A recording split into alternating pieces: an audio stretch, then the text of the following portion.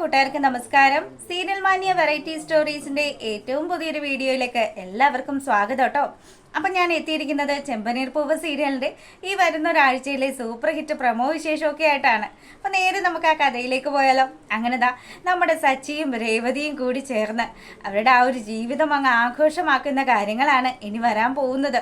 നമ്മളെല്ലാവരും ആകാംക്ഷഭരിതരായിട്ടിരിക്കുന്ന ആ ഒരു മുഹൂർത്തം എന്തായാലും ഇപ്പം രണ്ടുപേരും തമ്മിൽ വലിയ പ്രശ്നങ്ങളൊന്നും ഇല്ലാതെ തന്നെയാണ് പോകുന്നത്. എന്നാൽ കൂടിയും ഇനി വരുന്ന ആ ഒരു ദിവസങ്ങളിൽ നമ്മുടെ അച്ചമ്മ ഇടപെട്ടുകൊണ്ട് തന്നെ ഇവർ തമ്മിലുള്ള പ്രശ്നങ്ങളെല്ലാം പരിഹരിച്ച് അവർ നല്ല രീതിയിൽ തന്നെയുള്ളൊരു ജീവിതത്തിലേക്ക് എത്തിക്കുകയാണ്. ഇതിനിടയ്ക്കാണെങ്കിലോ നമ്മുടെ ശ്രുതിയാണെങ്കിലോ ശ്രുതിയുടെ ജീവിതത്തിൽ അങ്ങ് ഇടിച്ചു കയറുകയാണ്. അപ്പം ഈ സമയത്ത് നമ്മുടെ ചന്ദ്രമതി ആണെങ്കിലോ രേവതിയെക്കാട്ടിലും തനിക്ക് എന്തുകൊണ്ടും യോജിക്കുന്ന മരുമകള് ശ്രുതി തന്നെയാണ് എന്നുള്ളൊരു കാഴ്ചപ്പാടിലും മുന്നോട്ട് പോവുകയാണ്. അപ്പം ആ രസകരമായിട്ടുള്ള വീഡിയോയിലേക്ക് പോയാലോ. അങ്ങനെതാ നമ്മുടെ കഥ തുടങ്ങുമ്പോൾ നമ്മളെ കാണിക്കുന്നത് കൂട്ടുകാരും ഒക്കെ ആയിട്ട് അടിച്ചു പൊളിച്ച് അങ്ങനെ ആഘോഷിക്കുകയാണ് നമ്മുടെ സച്ചി. അപ്പം സച്ചി ഓരോ കാര്യങ്ങൾ പറയുമ്പം എടാ നമ്മുടെ കൂടെയുള്ളൊരു കൂട്ടുകാരൻ്റെ ജീവിതത്തിൽ സംഭവിച്ചതാണ്. അവനിപ്പം ഭാര്യയാണെങ്കിലോ നമ്മളെ പോലെയുള്ള കൂട്ടുകാരനെ ഒന്നും കൂടെ വിടുക പോലും ഇല്ല. അവൻ അങ്ങോട്ട് തിരിഞ്ഞാലും പ്രശ്നം, ഇങ്ങോട്ട് തിരിഞ്ഞാലും പ്രശ്നം. അവളുടെ ഒരു കടിഞ്ഞാണ് അത് അവൻ്റെ മേലെ ഏത് സമയവും ഉണ്ടാകും. അതുപോലെ തന്നെ ആയിരിക്കും നിന്റെ പട്ടണത്തിൽ നിന്ന് വന്ന ഭാര്യ എന്ന് പറയുമ്പോൾ ഇതൊക്കെ കേട്ട് രേവതി അപ്പുറം മാറി നിൽക്കുകയാണ്. അപ്പോൾ ഒരു ദേഷ്യം പിടിച്ച് നിൽക്കുക കേട്ടോ പുള്ളിക്കാരി. എന്നാലും പുള്ളിക്കാരി അവിടെ വന്ന കാര്യം സച്ചിയാണെങ്കിൽ അറിയുന്നേ ഇല്ല.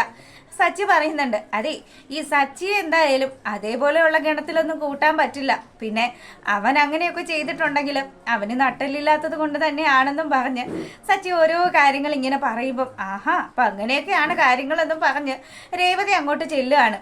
അതെ നിങ്ങളുടെ ഈ കമ്പനി സെറ്റപ്പ് അച്ചമ്മയോട് ഞാൻ പറയണമെന്ന് ചോദിക്കുകയാണ്.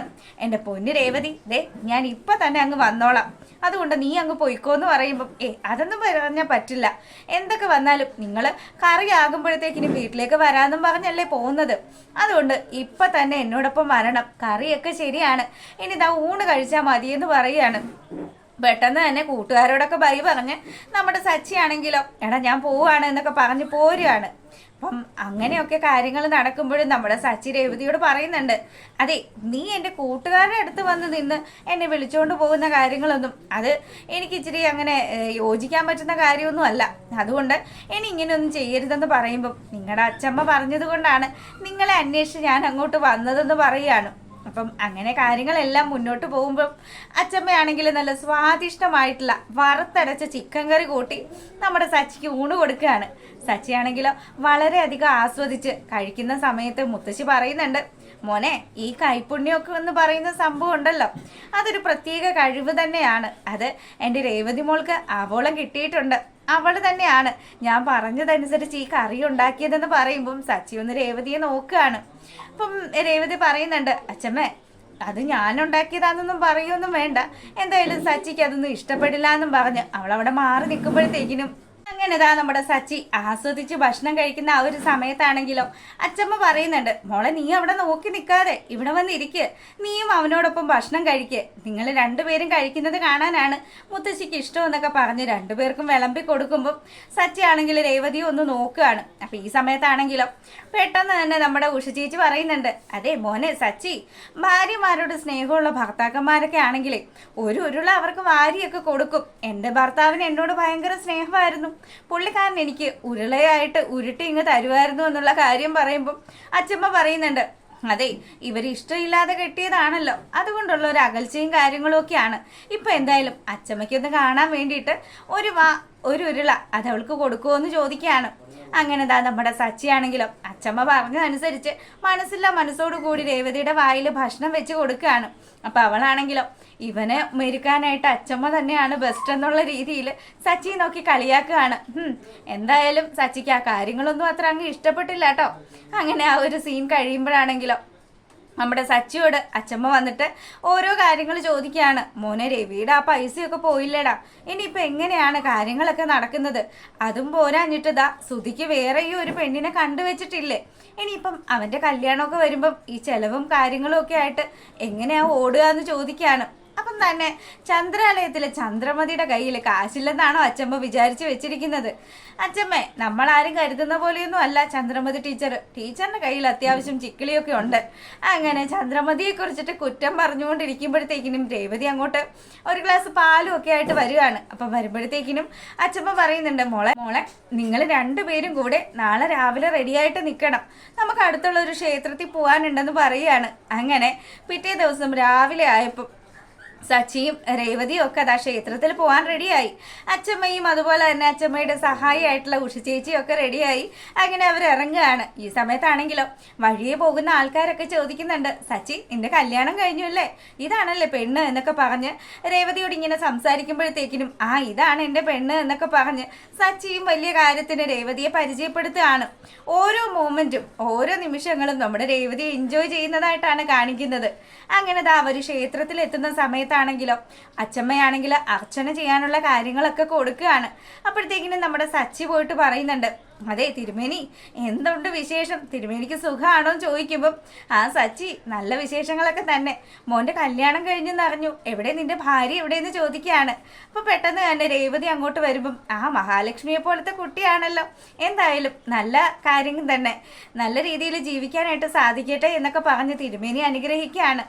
അർച്ചനയും വഴിപാടും ഒക്കെ നടത്തി നമ്മുടെ രേവതിയും സച്ചിയും ഒക്കെ അമ്പലത്തിന് വലം വെക്കുന്ന സമയത്താണെങ്കിലോ അവിടെ തൂക്കിയിട്ടിരിക്കുന്ന ഒരു മണി കാണുകയാണ്. അപ്പം ഈ മണി കണ്ടതും രേവതിക്കാണെങ്കിലും മണി അടിക്കണം, എന്തായാലും അച്ചമ്മയുടെ ഒരു പെർമിഷൻ ചോദിക്കാമെന്ന് വിചാരിച്ച് പുള്ളിക്കാരി പോയി അച്ചമ്മയോട് ചോദിക്കുമ്പോൾ അച്ചമ്മ പറയുന്നുണ്ട്, മോളെ അതിനെന്താ, ഈ ക്ഷേത്രത്തിൽ വരുന്ന ആൾക്കാരെല്ലാം ഓരോ കാര്യങ്ങളും മനസ്സിൽ വിചാരിച്ച് മണി അടിക്കാറുണ്ട്, മോളും അങ്ങനെ ചെയ്തോളൂ എന്ന് പറയുമ്പം എത്ര ശ്രമിച്ചിട്ടും പുള്ളിക്കാരിക്ക് ഹൈറ്റ് കുറവായത് കൊണ്ട് തന്നെ മണി അടിക്കാൻ പറ്റുന്നില്ല.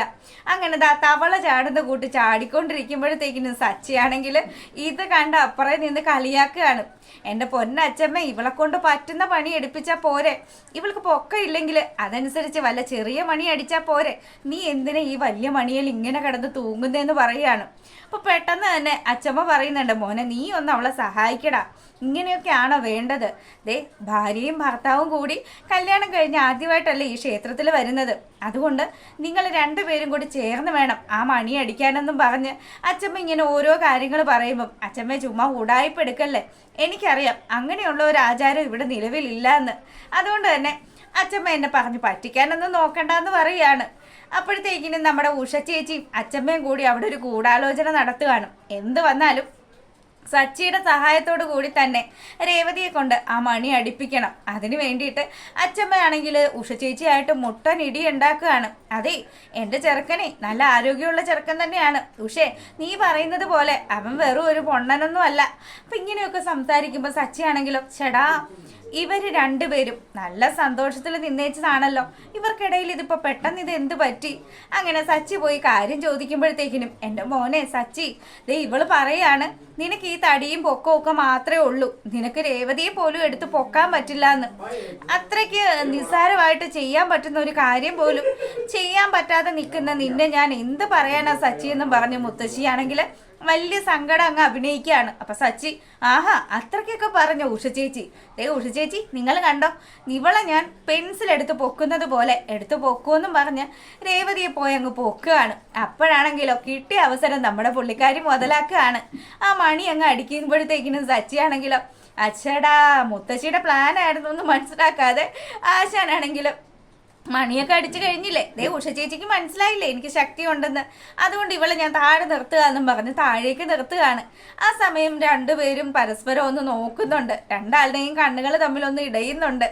അങ്ങനെ ആ ഒരു സീനൊക്കെ കഴിഞ്ഞ് നമ്മുടെ മുത്തശ്ശിയാണെങ്കിലും വീട്ടിലേക്ക് പോരാം എന്നുള്ള കാര്യമൊക്കെ നമ്മുടെ രേവതിയോട് സംസാരിക്കുമ്പം രേവതി ആണെങ്കിലും ഈ കാഴ്ചകളൊന്നും കണ്ടിട്ട് എനിക്ക് മതിയായില്ല മുത്തശ്ശി, കുറച്ചുകൂടി കാണാനുണ്ട്, അതുകൊണ്ട് നമുക്ക് ആ ഭാഗമൊക്കെ ഒന്ന് പോയി കറങ്ങിയാലോ എന്ന് ചോദിക്കുകയാണ്.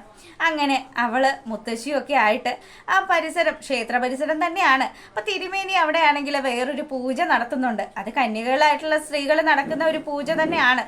ആ പൂജയുടെ കാര്യങ്ങളൊക്കെ ആയിട്ട് തിരുമേനി ആരെങ്കിലും ഉണ്ടെങ്കിൽ വരാൻ പറയുമ്പം രേവതി അങ്ങോട്ട് ചെല്ലുകയാണ്. അപ്പോഴാണ് തിരുമേനി പറയുന്നത്, മോള് കേട്ടത് തെറ്റിദ്ധരിച്ചിട്ടാണ്, ഞാൻ കന്യകകളായിട്ടുള്ള പെൺകുട്ടികളുടെ കാര്യമാണ് പറഞ്ഞത്, മോള് വിവാഹിതയല്ലേ എന്ന് ചോദിക്കുമ്പം നമ്മുടെ അച്ചമ്മയ്ക്കും ഉഷ ചേച്ചിക്കും ഒക്കെ മനസ്സിലായി ഇവർ തമ്മിൽ ഒരു ഹസ്ബൻഡ് ആൻഡ് വൈഫ് റിലേഷൻഷിപ്പ് അത് ഇതുവരെ ഉണ്ടായിട്ടില്ല എന്നുള്ള കാര്യം.